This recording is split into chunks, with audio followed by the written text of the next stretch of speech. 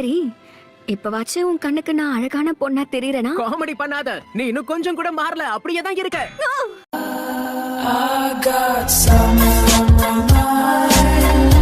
Sand வில்லேஜ்ல இவர்தான் சக்தி வாய்ந்த காசி காக்கி. அவர் மாயமா மறைஞ்சிட்டாரு அப்படின்னா சாசூரி, இதுக்கு காரணம் நீதானா? ஆமா கேள்வி, நானே தான். ரிட்டையர் ஆன கேள்வியை பத்தி இனி நான் ஏன் பயப்படணும்? காடு வாங்குது, வீடு போங்குது, நீங்க பழி வாங்க போறீங்களா?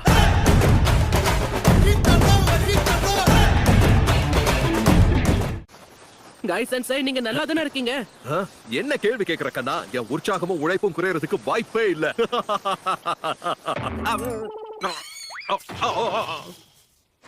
கைஸ் அண்ட் சை,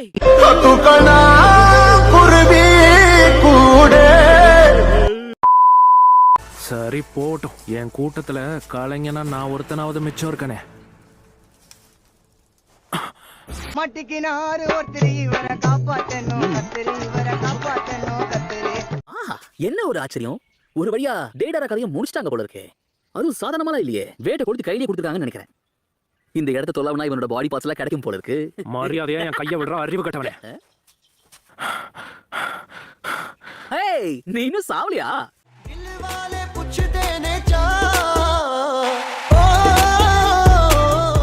டோபி, கடவுளுக்கும் ஒரு அளவுக்கு தான் பொறுமை இருக்கும். இன்னொரு தடவை என்ன நீ கிண்டல் பண்ணனா உனக்கு பேசுறதுக்கு வாய் இருக்காது.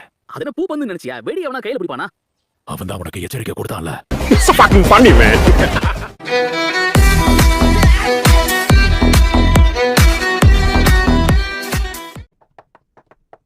இருங்க லேடிஸ், முன்னாடி இந்த படக்கு இப்ப நான் ரெஸ்டாரண்ட் மிஷனை கொடுக்க போறேன். நிஜமாவா? எஸ் ரேங்க் மிஷனா? நிஜமாவா?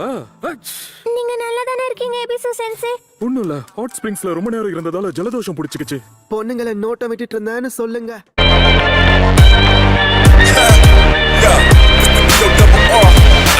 அவரோட பர்சனாலிட்டியை பொறுத்து தான் அவங்களுக்கு மோஸ்ட்லி நிக்நேம் வைப்பாங்க. இப்போ நருட்டோவே உதாரணமா எடுத்துக்கோயேன்.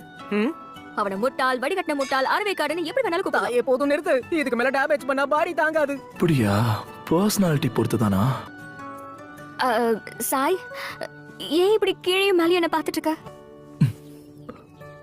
உன் அட்வைஸ்க்கு தேங்க்ஸ். உனக்கு ஒரு செல்ல பேரை யோசிச்சு வச்சுட்டேன், அழுக்கு மூட்டை.